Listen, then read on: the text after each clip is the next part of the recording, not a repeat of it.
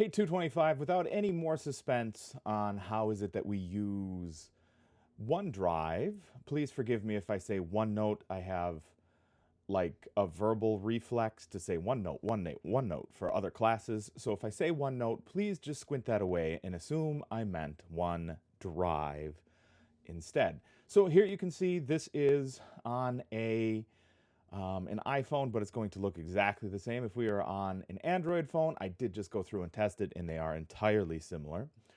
So what we want to do is open our OneDrive app.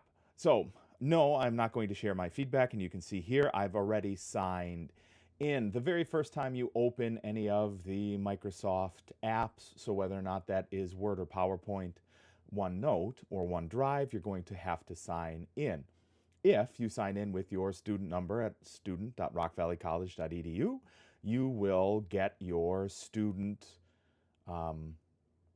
OneDrive connected to your devices. My suggestion is to do this on both your desktop and your phone so that it makes the sharing easier. And if you have if you have a camera as opposed to using your phone for everything, all you would have to do is put the desktop app on your device, and then from there you can always upload whatever you need from the camera card directly to a synced folder. It makes it really easy. So I'm going to add all the things that we need for this class. I'll show you what I would do. I would take that as a strong encouragement to do the same thing. And here we go. So in the lower right-hand corner, you see the little plus right next to search your files. I do want to add a folder. So very, very cleverly, I'm going to call this Web 225. If I could type 25. There we go.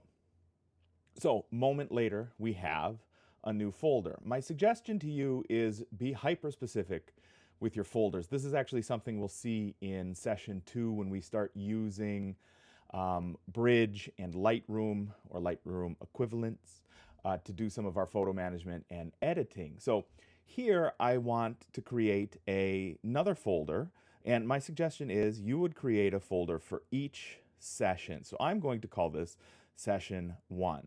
Now, once we get into this folder, it is my suggestion that you make another subfolder, and you call this something clever like 100 photos. And from there, finally, we can get to the upload portion. Here you can see, once we hit that plus button again, I can upload from my device. Now, this is going to be the same whether or not you are on your desktop or a phone. On a desktop, you would just right-click and say Add New Folder, just like you would if you were using Windows Explorer or Finder on a Mac. So from here, what I want to do is upload photos and videos, and you can see here I have the videos of Teddy P and the photos of Teddy P.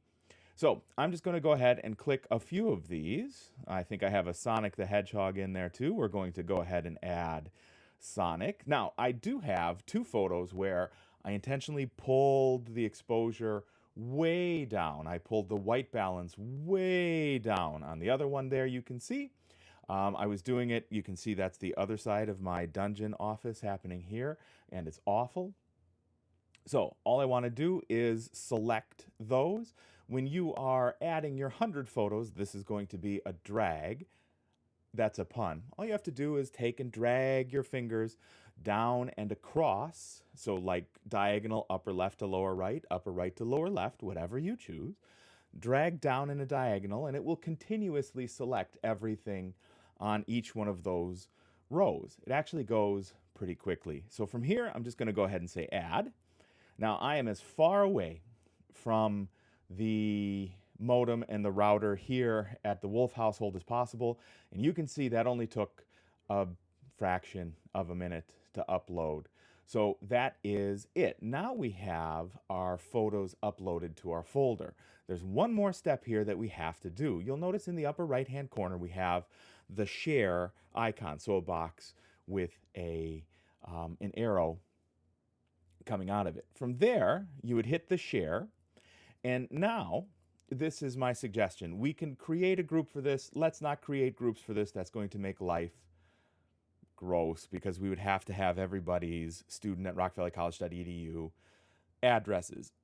Life is never that easy. So from here, you would hit that share box. So there's the share box in the upper right hand corner.